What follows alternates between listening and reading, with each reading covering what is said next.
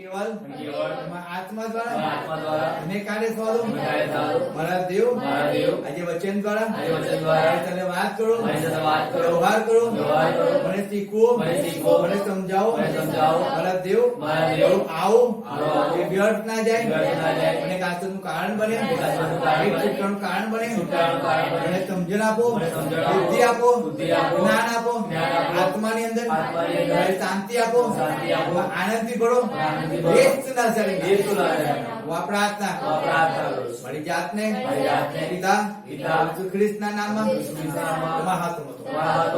चलो मान्य करो येसु मारा देव खरेखर તમારી પાસે આવે છે મારી જાતને તમે હાથમાં છો તમને ના ગમતી એ દરેક બાબતો મારી તમને દૂર કરો કે માંગુ છું બાબા જે વચન દાવ તમને દે સાથે વાત કરો વ્યવહાર કરો શીખો સમજાવ માંગે તેરા મુખ મારું હોય તો વાણી તમારી નીકળે માંગે તો મળે સમજે મારી બુદ્ધિ મારું જ્ઞાન ને બાબા કેવલ તમારી ઈચ્છા છે કે પૂરી તમે થવા માંગે યેસુ ખ્રિસ્ત નાઝારીના નામમાં પ્રાર્થના કરો સાંભળો करो बाप हालेलुया तो एक छोटी सी स्टोरी से मैं शुरू करता हूँ सुनो एक बार ऐसा होता है कि एक औरत होती है उसको उसके हस्बैंड ने घर से निकाल दिया होता है और जब उसको घर से निकाल दिया है तब उसके बाद उसको एक छोटा सा बेटा था और उसको जब घर से निकाल दिया उसके पास कुछ नहीं था और जब कुछ नहीं था तब वो लड़की रात को अंधेरे के अंदर एक चौराहे पे एक चार रास्ते पे किसी खंबे के नीचे वो बैठी रही थी डरी हुई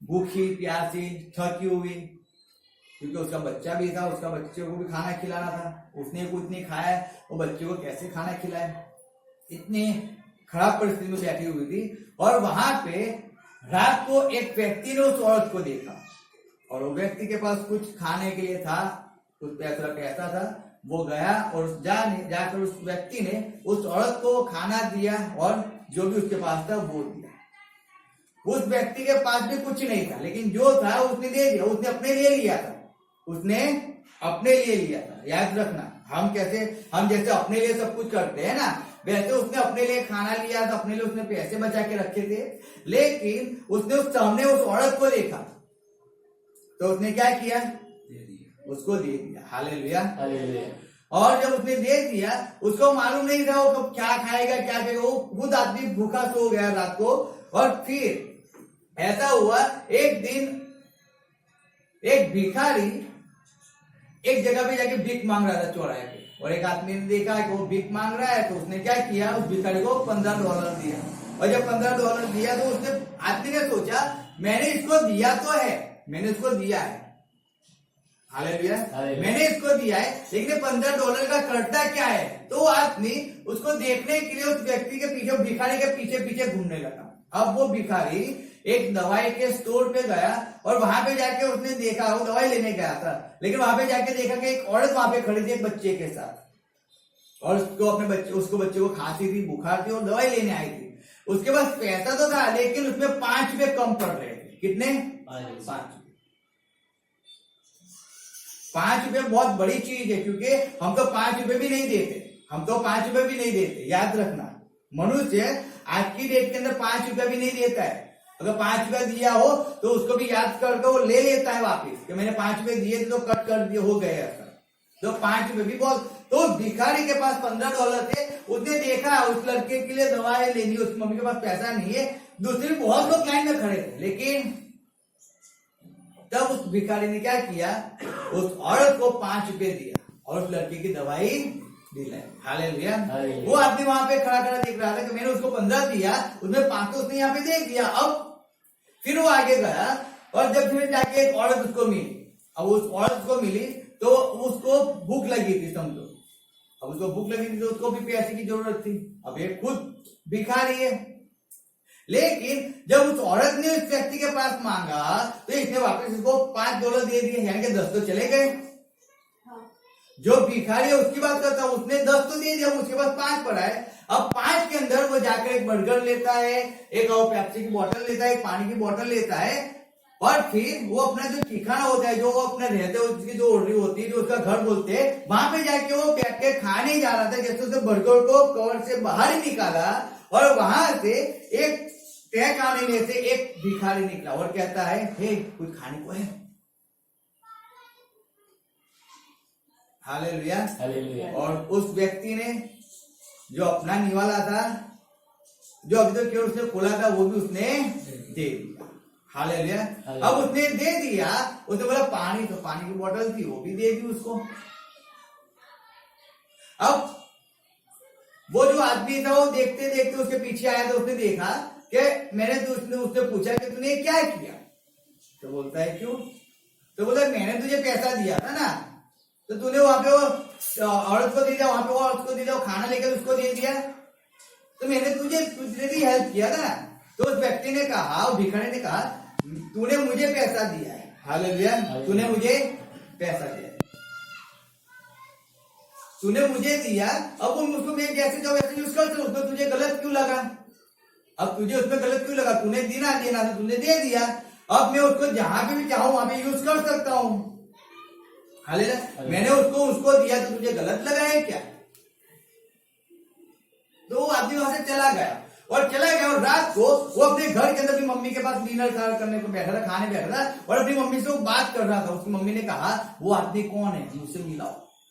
और उसके घर के अंदर जो खाना पड़ा हुआ था सब कुछ, वो सब खाना उसने पैक कर वो टिफिन भरकर वो लेके गए और उस व्यक्ति को जाके मिले। और फिर उसको मालूम पड़ा कि वो भिखारी और कोई नहीं था, जिस भिखारी ने उस औरत को, छोटे बच्चे को जब खाना दिया था ना, वो भिखारी यही था।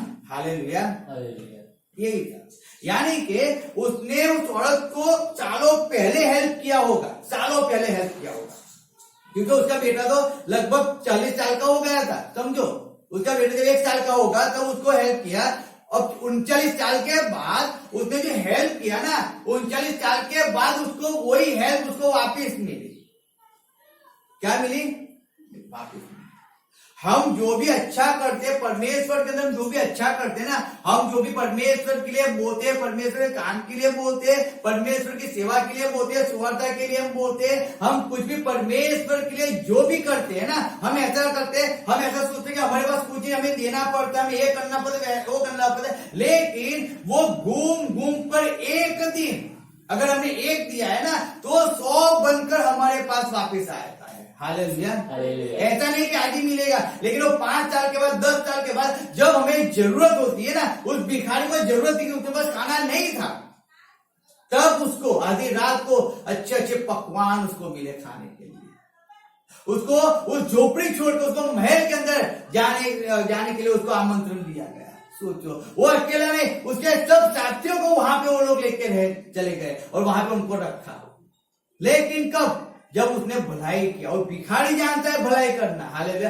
भिखारी जानता है अच्छाई करना, क्योंकि वो जानता है मैं आज जो भी करता हूं ना, वो घूम कर मेरे पास आता है। हालेलुया। उसने अपने शरीर के लिए नहीं सोचा है। आज हम क्या करते हैं मालूम है? देखो, हम निकालते हैं, रोमियो निकालो, उसका 8 अध्याय उसके 7 अध्याय क्या लिखा है, देखो पढ़ते हैं रोमियो। हम वचन की ओर जाते हैं। Yes, thank you.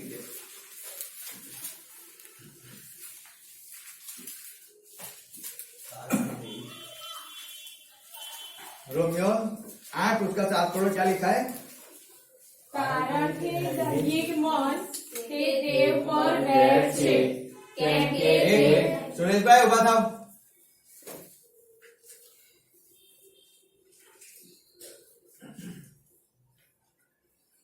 बोलो। કારણ કે દૈહિક મન તે દેવ પર વેર છે, કેમ કે તે દેવના નિયમને આધીન નથી અને થઈ શકતું પણ નથી। हालेलुया। हालेलुया। याद रखो, परमेश्वर का वचन है। आप मनुष्य के सामने खड़े हो जाते हो, ये परमेश्वर का वचन आता है तो आपको खड़े रहना है। आंटी खड़े नहीं, उनकी उम्र है, चलो उनकी बात नहीं है। आप अट्टे कट्टे हो ना, आप जॉब करते हो, आप 8 घंटे खड़े रहते हो ना, तो फिर परमेश्वर के विरुद्ध बैर है लिखा है, क्योंकि शरीर पर मन लगाना तो परमेश्वर से बैर रखना है, क्योंकि न तो परमेश्वर की व्यवस्था के अधीन है और न हो सकता है। हालेलुया। याद रखना, जो दैहिक मन है ना, दैहिक मन है, क्योंकि हम परमेश्वर में खड़ा होना होता है ना, हम नहीं खड़े, दैहिक मन की बात है। समझो, ये मन इतना कपटी है ना कि हमें परमेश्वर की वैल्यू नहीं करने दिया। हम आके कहते थे परमेश्वर का भय, लेकिन हम परमेश्वर के भय को मानते ही नहीं। हम हमारी हृदय की इच्छाओं को, हमारे शरीर की इच्छाओं को हम पूरी करने में लगे हुए हैं। बात को समझो। हम क्या करते हैं, हम हमारे शरीर के द्वारा क्या परमेश्वर को मान और महिमा देते या नहीं देते? अगर परमेश्वर में आकर अगर हमें बैठना पड़ता है ना, हमें सब कुछ दर्द होता है, लेकिन बीमारी की हालत के अंदर अगर हमें अस्पताल के अंदर 4 घंटे बैठे रहना होता है ना, हमें कोई दर्द कोई तकलीफ नहीं होती, हम चुपचाप बैठे रहते, हम आवाज भी नहीं लगाते।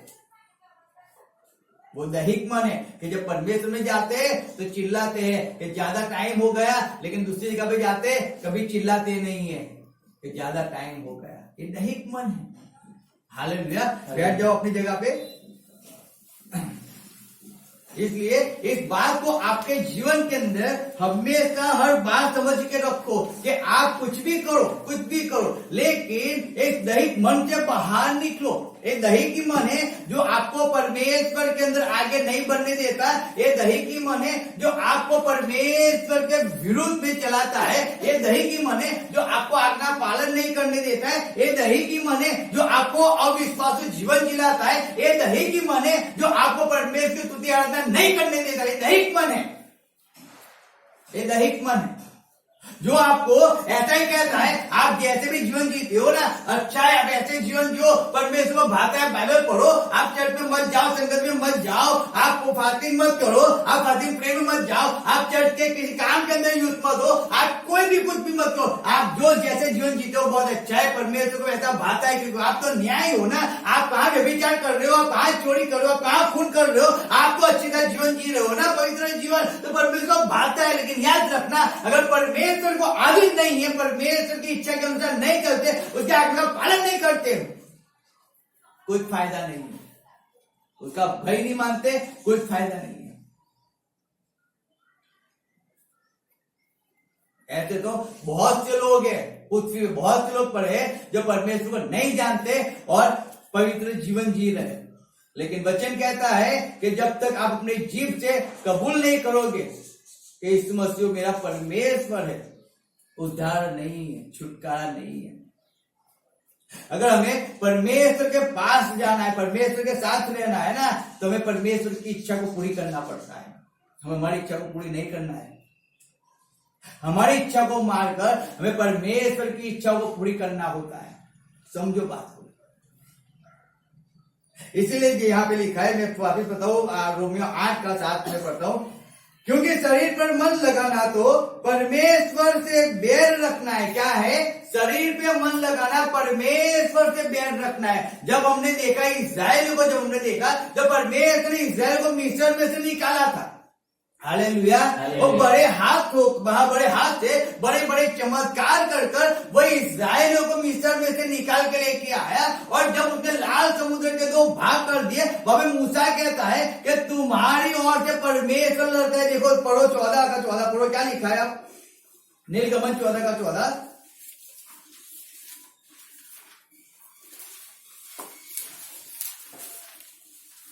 यहोवा તમારે માટે યુદ્ધ કરશે ને તમારે શાંત રહેવું। हालेलुया।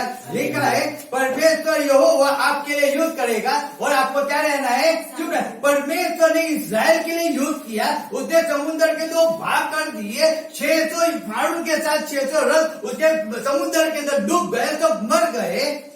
परमेश्वर ने विजय दिलाया। हालेलुया। वो बड़े सामर्थी हाथ से इस्राएल को निकाल के लेके आया, लेकिन जब इस्राएल को निकाल के लेके वो रण के अंदर आकर उन्होंने मान्ना को खाया, लेकिन तब भी वो कच के अंदर वो लोगों ने जीवन को जिया। हालेलुया। खाना नहीं मिलता है, मांस नहीं मिलता है, पानी नहीं मिलता है। मिस्र के अंदर प्याज मिलता था, मीट मिलता था, हमें लहसुन मिलता था, ये मिलता था, वो मिलता था। और वो कह कर उन्होंने मूसा को और परमेश्वर को बहुत रोष चढ़ाया। हालेलुया। और फिर क्या हुआ? हम जानते हैं, जब उन्होंने परमेश्वर के विरुद्ध में आवाज उठाई, तब क्या हुआ?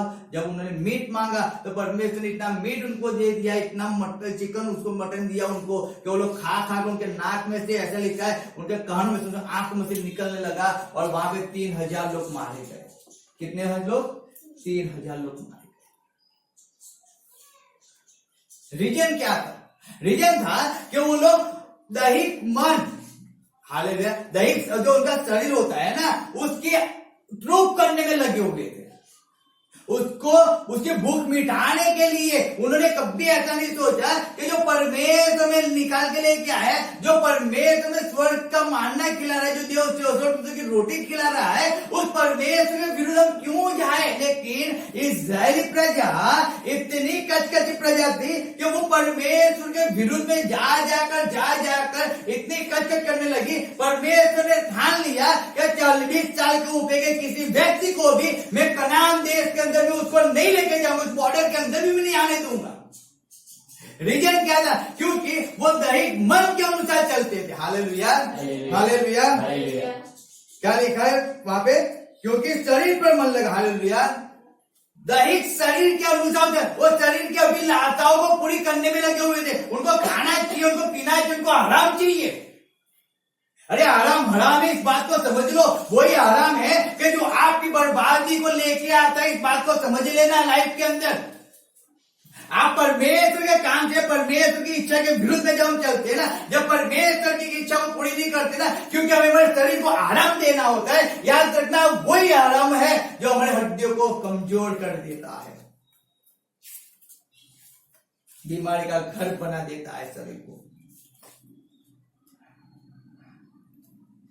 याद रखो इस बात को। मजाक में मत रहो, मजाक में मत रहो।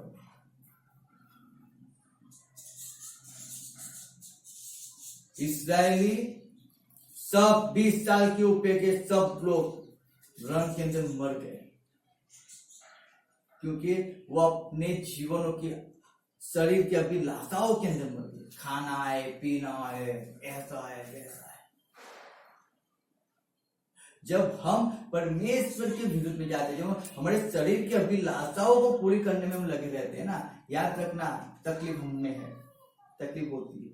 हमें मालूम नहीं पड़ता है, मनुष्य को मालूम नहीं पड़ता है कैसे कैसे तकलीफ आती है। 40 साल हो गए उनको, 2000 गए, 4000 गए, 5000 गए, 1000 गए, 5 के 7000 गए, 10,000 मरे। वैसे कर कर कर कर कर कर उन्होंने 20 साल के ऊपर सबको मर गए, मार दिया वहां पे। एक साथ में नहीं मारा था, क्योंकि उनकी भूल थी, क्योंकि वो शरीर पे मन लगाते थे। बार बार कहते थे कि हम वहां पे होते तो कितना अच्छा होता, हम यहाँ पे रण के अंदर मरने के लिए हमें लेके आया है। वहां पे होते तो हमें लहसुन तो मिलता ना, वहां पे होते तो प्याज तो मिलती ना, यहाँ पे तो हमें कुछ नहीं मिलता है। यहाँ तो केवल एक मानना मिलता है, वो कुछ नहीं मिलता है। पीने के लिए पानी भी नहीं है। अरे पत्थर में से पानी परमेश्वर ने निकाल के उनको दिया, तब भी परमेश्वर के विरुद्ध उन्होंने कच किया। जो पानी परमेश्वर दे रहा है, लिखा है मनुष्य अकेले रोटी से नहीं जीता है। हालेलुया, समझो। लेकिन तब भी रोटी के लिए कच किया, रोटी के लिए। और फिर तकलीफ में आ गए। जब हम पढ़ते हैं, देखो हम निकालो आप पहला काल वृत्तांत 21 का 1 देखो, वहां पे क्या लिखा है, दाऊद राजा के विषय में वहां पे लिखा है। हम थोड़ी सी आयत आज देखेंगे, कई आयत है। पहले हम देखेंगे क्या हुआ जब हम शरीर पे मन लगाते हैं। पहला काल वृत्तांत 21 का 1। ઇઝરાયલની વિરુદ્ધ શેતાને ઊભા થઈને દાऊदને ઇઝરાયલની ગણતરી કરવાને ઉશ્કેર્યો। हालेलुया। यहाँ पे जब हम पढ़ते हैं तो वहां पे लिखा है कि शैतान ने किसका यूज किया? दाऊद का। क्यों, कब यूज किया? जब दाऊद इस्राएल का राजा बन गया। हालेलुया। जब परमेश्वर ने दाऊद को इस्राएल पे स्थायी कर दिया ना, देखो यहाँ पे नहीं मिलता है तो छोड़ दो उसको, लेकिन सुनो, क्योंकि आप उसमें ढूंढने पड़ेगा। आप बाइबल पढ़ोगे तो आपको वचन तुरंत निकल जाएंगे, फट निकलेंगे। हम लोग चिंगुसाई करते, हमें बाइबल नहीं पढ़ना है, हमें दूसरे कामों में पड़े रहना है, इसलिए हमें बाइबल निकालना नहीं पाता है, तुरंत निकलता है। लेकिन अगर बाइबल आप पढ़ते रहोगे, रोज पढ़ोगे, तुरंत निकल जाएगा वचन, एनी टाइम निकल जाएगा। आपके हाथ ऐसे बैठ जाएंगे, आप जब निकालोगे वही पत्र निकलेगा, आपको जो निकालना है वो। लेकिन मन होना चाहिए, इच्छा होना चाहिए ना। हम हमारे माइंड से तो हम किसी और के कंट्रोल में जीवन जीते हैं, इसीलिए मनुष्य को तकलीफ। आप आत्मा में जीवन जियो ना, आप आत्मा में चलो ना, आप आत्मा में परमेश्वर के काम करो ना, यहाँ पे जब दाऊद ने किया, वो इस्राएल का राजा बन गया, तब उसने क्या किया, वो अभिमान उसके अंदर आ गया और उसने इस्राएल की गिनती करवा दी। परमेश्वर के लोग, जो परमेश्वर अब्राहम को परमेश्वर ने वचन दिया था कि तेरे लोग पृथ्वी के कण जितने होंगे। अब जब यहाँ पे 2 आयत में ऐसा लिखा है, देखो दाऊद अपने तथा लोगों ने आगे वाली ने कहूं कि जाओ बेर्शेबाથી તે ઠેઠ દાન લગી ઇસ્રાયેલી ગણતરી કરો અને ખબર કાઢીને મારી પાસે લાવો કે તેઓની કુલ સંખ્યા કેટલી છે તે હું જાણું। યોઆબે કહ્યું કે યહોવા પોતાના લોક જેટલા છે તેટલા તેના કરતા તેઓને 100 ગણા વધારો, પણ હે મારા ધણી राजा तेओ सर्व मारा धनीना तेओ को नती तू। अब यहाँ पे प्रबोधक ने कहा है कि वो सब तेरे नहीं है, परमेश्वर को बढ़ाएगा, तू क्यों गिनती करता है, क्यों गिनती करता है? लेकिन शरीर पे मन है ना, मैं राजा हूँ तो मेरी प्रजा कितनी है, मेरे लोग कितने हैं, लड़ने वाले कितने, तलवार चलाने वाले कितने, भाला चलाने वाले कितने हैं, बैलगाड़ी चलाने वाले कितने, घोड़ा गाड़ी चलाने वाले कितने, अरे कितने रसोई करने वाले कितने लोग हैं, मुझे जानने तो मिले ना। क्या बात है। आज तक दाऊद 66 लड़ाई लड़ा, उसमें से एक भी वो हारा नहीं है, लेकिन वो कहता है मेरे लिए कितने, क्या लिखा है आगे पढ़ो, देखो पढ़ो आगे। યોઆબે કહ્યું કે યહોવા પોતાના લોક જેટલા છે તેના કરતા જેઓને 100 ગણા વધારો, પણ હે મારા ધણી રાજા તેઓ સર્વ મારા ધણીના સેવકો નથી શું? મારો ધણી આ કામ કેમ કરાવવા માંગે છે? તે ઇઝરાયલ પર દોષ લાવવા શા માટે ઈચ્છે છે? તો પણ રાજાનું વચન યોઆબને માથે ચડાવવું પડ્યું, માટે તે ત્યાંથી ચાલી નીકળ્યો ને આખા ઇઝરાયલમાં ફરીને યરૂશલેમ પાછો આવ્યો। તેણે દાઉદને લોકની ગણતરીનો કુલ આંકડો કહ્યો, એટલે ઇઝરાયલમાં સગડા મળીને 11 લાખ તરવારિયા પુરુષ હતા અને યહૂદિયામાં તરવારિયા માણસો 4,70,000 હતા। પણ તેણે તેઓમાં લેવી તથા બિન્યામીને ગણ્યા ન હતા, કેમ કે રાજાનો હુકમ તેને ધિક્કાર પાત્ર લાગ્યો હતો। આ કામથી દેવ અપ્રસન્ન થયો, માટે તેણે ઇઝરાયલ પર આફત આણી। દાઉદે દેવને કહ્યું, આ જે કૃત્ય મેં કર્યું છે તેમાં મેં મહાપાપ કર્યું છે, પણ હવે તું કૃપા કરીને તારા સેવકનો અપરાધ માફ કર, કેમ કે मैं मोटी मूर्खाई करी छे। हालेलुया। क्या हुआ? दाऊद ने जब बस्ती को गिनती करवाया, क्योंकि वो अपने शरीर पे, मैं राजा हूं ना, तो मेरी प्रजा कितनी है, कितनी मेरी प्रजा है, मेरी चौकीदारी करने वाले कितने, मेरा रक्षण करने वाले कितने हैं, समझो। और उसने गिनती करवाया और तब परमेश्वर को रोष चढ़ा है। हालेलुया। शरीर पे मन लगा, अरे शरीर पे मन लगाने की जरूरत क्या, तुझे परमेश्वर में मन लगाना चाहिए ना। हालेलुया। लेकिन उसने शरीर पे मन लगाया और परमेश्वर का क्रोध उस पे आया और कितने लोग मर गए वहां पे? 70,000 लोग मर गए। सोचो, ज्यादा होने की जगह पे कम हो गए। नुकसान किसका हुआ, किसका हुआ? इस्राएल को हुआ। हालेलुया। किसकी गलती के द्वारा हुआ? दाऊद की गलती के द्वारा हुआ ना। उसने शरीर पे मन लगाया ना, इसके लिए। मेरे कितने लोग जितने हो तो परमेश्वर उसको बढ़ाए ना, मुझे क्या फर्क पड़ता है, क्या फर्क पड़ता है। आज हम क्या करते मालूम है, हम हमारे हित की बात सोचते हैं, परमेश्वर की नहीं सोचते। मेरे पैर में दर्द ना हो जाए इसलिए हम चलना पसंद ही नहीं करते, परमेश्वर के हृदय में जाना ही पसंद नहीं करते। मुझे ज्यादा बैठ का दर्द ना हो जाए इसलिए हम परमेश्वर के हृदय में जाना पसंद नहीं करते। वहां पे जाऊंगा, मुझे आज्ञा का पालन करना पड़ेगा, मुझे परमेश्वर की वचन के अनुसार चलना पड़ेगा। वो कौन चले, उससे अच्छा मैं घर पे रहूंगा तो मैं तो सुनूंगा ही नहीं, तो मुझे फॉलो कैसे करना है। मैं तो परमेश्वर के पास जाऊंगा, परमेश्वर मुझे कोई बताने वाला ही नहीं था। परमेश्वर कहेगा तो सही, मेरा तो कभी चर्च में नहीं गया, कभी संगत में नहीं गया, तुझे बताएगा कौन? तू गया होता तो उस दिन कहा तो था, लेकिन तू था ही नहीं चर्च के अंदर, तूने सुना ही नहीं। तो समझो, तो आज हर एक व्यक्ति अपने शरीर पर मन लगाता है, शरीर पर मन लगाता है। वो अपने शरीर की इच्छाओं को पूरी करने में लगा हुआ है। उसको क्या अच्छा लगता है। देखो यहाँ पे पेरिस को काम 5:1-10 में क्या लिखा है ट्रांसफर आने के बारे में, देखो वहां पे। પણ અનન્યા નામે એક માણસે તથા તેની સ્ત્રી સફીરાએ પોતાની મિલકત વેચી તેની સ્ત્રીની સંમતિથી તેણે તેના મૂલ્યમાંથી થોડું પોતાના પાસે રાખ્યું અને તેને કેટલોક ભાગ લાવીને પ્રેરિતોના પગ આગળ મૂક્યો. हालेलुया।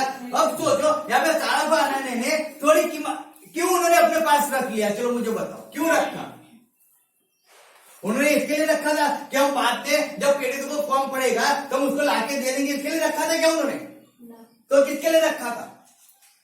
उन्होंने अपने शरीर की अभिलाषाओं को पूरी करने के लिए रखा था। समझो, हम क्या खाएंगे अगर हम सब कुछ को परमेश्वर के राज्य में जाकर दे देंगे, हम सबको दान धर्म कर देंगे, तो फिर हम क्या खाएंगे, हम क्या पहनेंगे? कल उसकी शादी आ रही है, हमें कपड़े लाने पड़ेंगे, हमें गहने लाने पड़ेंगे, हमें भाड़ा निकालना पड़ेगा, तो हम कैसे जाएंगे? तो सब कुछ हम परमेश्वर के राज्य में दान में दे देंगे।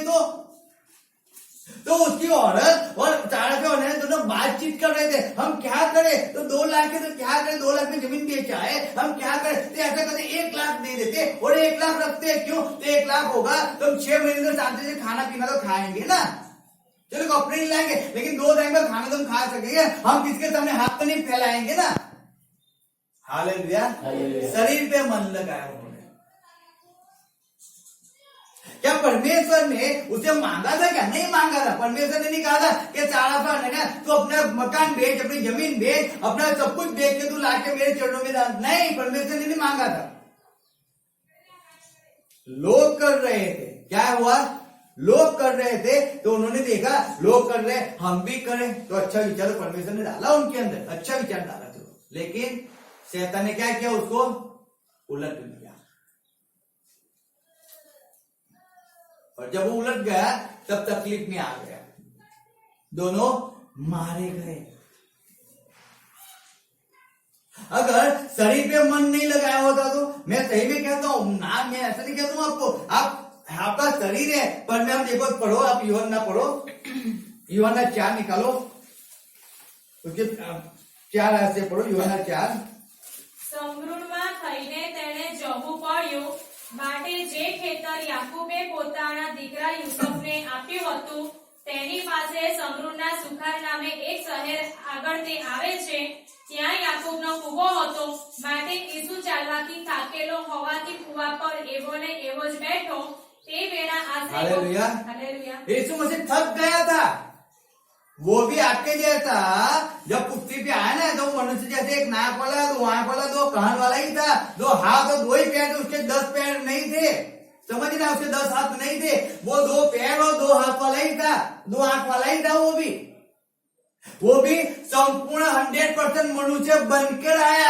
और हम तो यहाँ से कहीं भी जाना होता है, अगर यहाँ से आप स्टेशन भी जाओगे ना तो हम 20 रुपए की रिक्शा का 20 रुपए रिक्शा कर हम जाएंगे। वो तो कहीं भी जाते चल के जाते थे वो लोग। अगर शायद मिल जाए, किसी का गधा मिल गया तो गधे पे बैठ के जाते, नहीं तो वो चल के जाते थे। यीशु मसीह 100 किलोमीटर बपतिस्मा लेने के चल के गया। और हम कहते हैं अगर कोई बंदोबस्त हो तो मैं आओ वहां पे बपतिस्मा लेने के लिए, बाकी तो चल कर कौन आए? कोई ले जाने वाला हो तो हम आएंगे, ले जाने वाला नहीं तो हम नहीं आएंगे। सोचो, अब जब यहाँ पे लिखा है यीशु मसीह चल कर गया और थक गए थे वो सब, और जब थक गए तो यीशु मसीह वहां पे कुएं पे जाके बैठ गया। क्या हुआ? कुएं पे जाके बैठ गया। हालेलुया। कितने लोग जागृत अवस्था के अंदर है? सब एक है, सब है। हालेलुया। कितने को नींद आती है? नींद किसको आती है, किसको नहीं आती? अच्छा, तो यीशु मसीह क्या हुआ? थक गया था। क्या हुआ था? थक गया। और जब वो थक गया तब वो कुएं पे जाके बैठ गया। तो परमेश्वर कहाँ ना कहता है आप थक गए, आप आराम करो ना। परमेश्वर कहाँ ना कहता है? परमेश्वर ना, आप बाइबल पढ़ो, मैंने कहीं पे नहीं पढ़ा है 20 साल के अंदर, इतनी बार मैंने बाइबल पढ़ा, कभी मैंने ऐसा नहीं पढ़ा है कि परमेश्वर ने आपको आराम करने के लिए ना कहा हो। कभी नहीं कहा है, कभी ना, मुझे कभी कहा ना वो आपको ना कहता है, कभी नहीं कहता है। लेकिन फर्क इतना है, आराम करो, आराम करो, लेकिन आलसू मत हो जाओ। कैसे मत हो जाओ? आलसू। लोग क्या करते हैं मालूम है? आराम में इतने आरामी हो जाते ना कि इतने आलसू बन जाते हैं, सब कुछ छोड़ देते हैं, बस अपनी आदत को ही मिटाते रहते हैं। आलसू मनुष्य एक दिन ऐसी परिस्थिति के अंदर आके गिर जाता है ना, बर्बाद हो जाता है। नीति वचन पढ़ो, बहुत अच्छा लिखा है नीति वचन के अंदर। हम केवल पढ़ते हैं, समझते कुछ नहीं, इसलिए तकलीफ होती है। हम उसका सही से उसको फॉलो नहीं करते, इसके लिए तकलीफ होती है। तकलीफ वहां पे हम क्या पढ़ने के लिए पढ़ते हैं, बाकी समझते नहीं। पढ़ा है, सुना है, आज संडे चलते सुना, चलो जाए, फिर हम जैसे जीवन जी वैसे ही जीना। नहीं, हम नहीं जी सकते, वैसे नहीं जी सकते। अगर आप वैसे ही जीवन जीते हो ना, तो आप दैहिक मन वाले हो, आत्मिक नहीं हो, याद रखो, नहीं हो। आप अपनी नींद को छोड़कर परमेश्वर की सेवा को नहीं करते, तो आप दैहिक मन वाले हो, आत्मिक नहीं हो। इस बात को समझ लेना लाइफ के अंदर,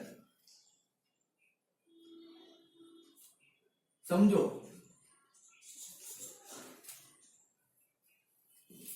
यहाँ पे यीशु मसीह थका था, लेकिन आप आगे पढ़ो, जब समूह स्त्री आई ना, उसकी थकावट चली गई। काम आया है मेरे पास, उस काम को मुझे करना है, अरे काम का समय हो चुका है, अब मुझे थकावट करने बैठे नहीं रहना है, मुझे आराम नहीं करना है, अब काम का समय हो गया, मुझे काम करने जाना है। और यीशु मसीह काम करने निकल गया तुरंत ही। समूह स्त्री के पास बात करने निकल गया।